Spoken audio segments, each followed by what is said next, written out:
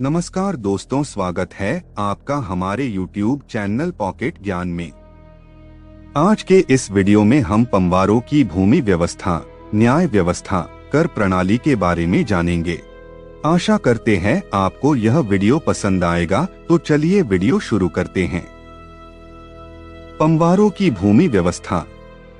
आय का मुख्य स्रोत भूमि कर था।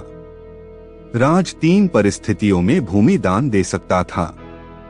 1. रोत भूमि, जिसे अस्थायी भूमि भी कहते थे, यह भूमि वीरता के लिए दान दी जाती थी।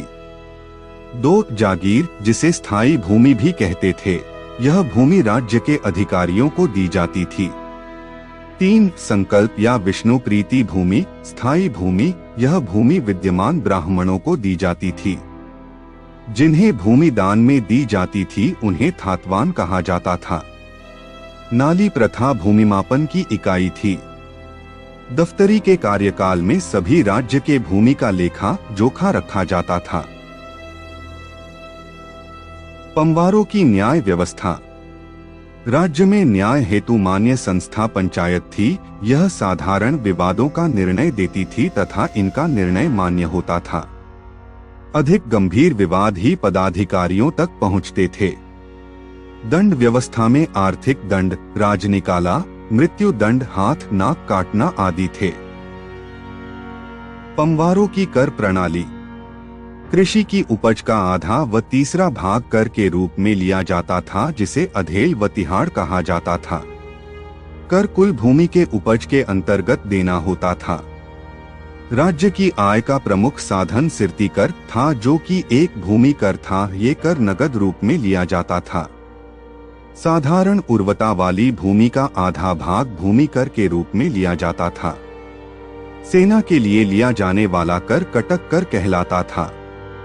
अनाज या उपज के रूप में लिए जाने वाले कर को बैकर कर कहा जाता था। नदी पार करने के लिए दिए जाने वाले कर को जूलिया कर कहा जाता था। राजा की आज्ञा से कृषि भूमि पर खेती करने वाले किसानों को आसामी कहा जाता था। आसामी 3 प्रकार के होते थे। मौरूसीदार, ये सीधे राजा को कर दिया करते थे। खायकर, ये मौरूसीदार के अधीन थे। सिरतान, ये खायकर को नगद कर देते थे। पंवारों का प्रशासन। राज्य की सभी भूमि के मालिक राजा होते थे और इनसे कुशल प्रशासनिक व्यवस्था की थी, जो राजा को परामर्श देती थी। भूमि देने का अधिकार केवल राजा को था।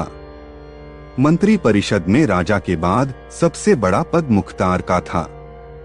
मुख्तार के पश्चात नेगी आते थे। ये सभी मंत्री राजा को महत्वपूर्ण कार्यों में परामर्श देने का कार्य करते थे। नेगी का पद वंशानुगत था। चनु या चंड, तीव्रगामी संदेश वाहक। ओझा गुरु, धर्माधिकारी।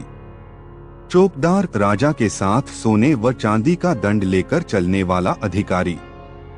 सोरी, राजा के भोजन की व्यवस्था करने वाला। गोलदार, ये राजमहल राजकोष के महत्वपूर्ण स्थानों की देखभाल करता था। फौजदार, प्रत्येक परगने में सेना का मुख्य अधिकारी। ख्वास व ख्वासिन, सेवक और सेविकाएं। ढोकदार, यह परगनों में राजस्व वसूली का कार्य करता था तथा ग्राम में प्रधान की नियुक्ति करता था। राजा राज्य का सर्वोच्च अधिकारी होता था। पंवार शासक निरंकुश नहीं थे। वे अपने मंत्रिमंडल के परामर्श से शासन करते थे। राजा के मंत्रिमंडल में दीवान, दफ्तरी, वजीर, फौजदार और नेगी होते थे। कोठार हस्तलेख जानकारी की। राजा के मंत्रिमंडल में धर्माधिकारी एक महत्वपूर्ण पद होता था और धर्म के काम करता था। राजा का सर्वोच्च मंत्री मुख्तार, वजीर होता था।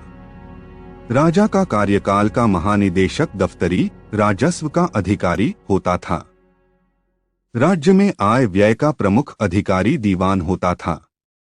राजधानी के सुरक्षा अधिकारी को गोलदार कहते थे। ये गोलदार राजकोष, राज्यसभा व महत्वपूर्ण कार्य की सुरक्षा करते थे। प्रत्येक परगने, जिले में सैनिक शासक फौजदार कहलाते थे। ये फौजदार परगने की सुव्यवस्था, सीमांत की रक्षा तथा राज्य में वसूली तथा युद्ध में राजा की सहायता करता था।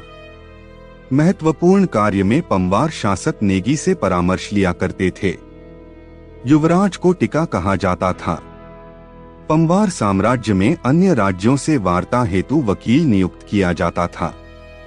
राज्य के विभिन्न परगनों में राजस्व की वसूली थोकदार के द्वारा की जाती थी, जिसे स्याणा, कमीन, गुठेरे कहते थे। थोकदार प्रत्येक गांव से प्रधान नियुक्त करता था, जो कर को वसूल कर थोकदार को देता था। अगर आपको यह वीडियो पसंद आया तो हमें कमेंट करके जरूर बताएं। अगर आपको यह वीडियो पसंद आया तो इस वीडियो को लाइक व शेयर जरूर करें और हमारे चैनल को सब्सक्राइब करना ना भूलें। हमारी वेबसाइट का लिंक और टेलीग्राम चैनल का लिंक आपको डिस्क्रिप्शन बॉक्स में मिल जाएगा। मिलते हैं आपसे एक नई वीडियो में एक नए विषय के साथ। धन्यवाद।